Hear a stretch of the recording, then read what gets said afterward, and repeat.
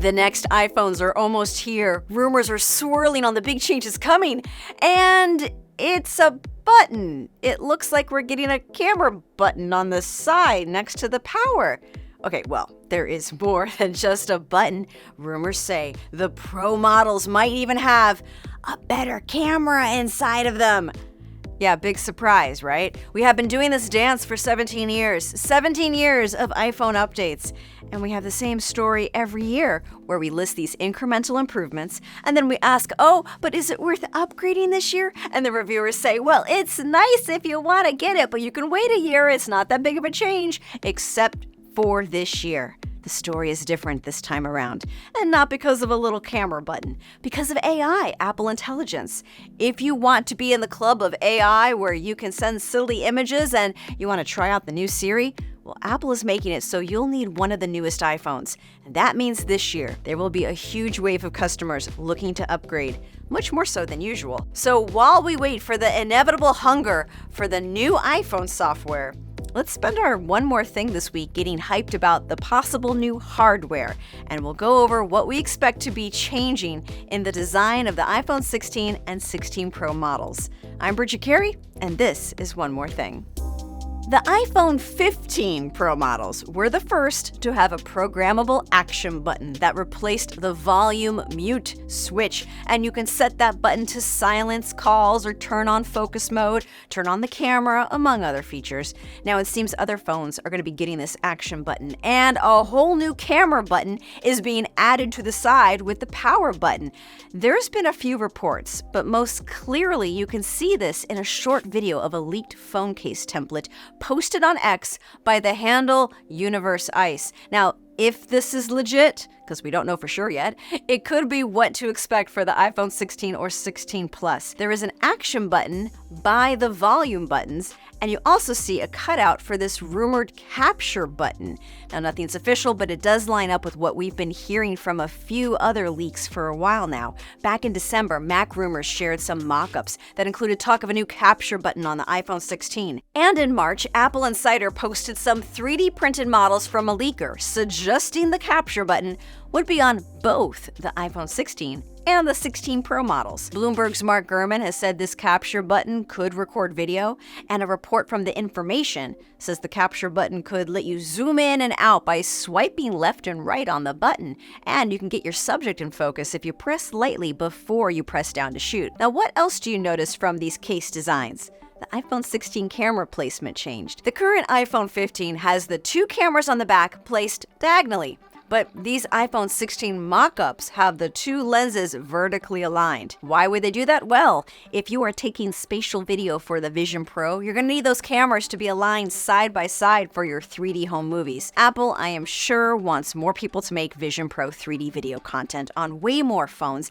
not just for those with the top-of-the-line Pro and Pro Max models. And let's get into that camera. Right now, the best camera is on the iPhone 15 Pro Max because it has a 5x telephoto lens, but that extra zoom might make its way to both Pro models next year, instead of just the larger Max. That's according to Apple analyst Ming-Chi Kuo. Apple may also have some new feature to help with lens flare. A rumor out of Korea, discovered by Mac Rumors back in April, suggests that Apple could add some sort of anti-reflective coating to the camera to reduce lens flare and ghosting. This could be something for the Pro models, but sometimes it's hard to tell with these rumors if the thing being tested is going to be for the iPhone 16 Pro now, or if it's for next year's iPhone 17 Pro.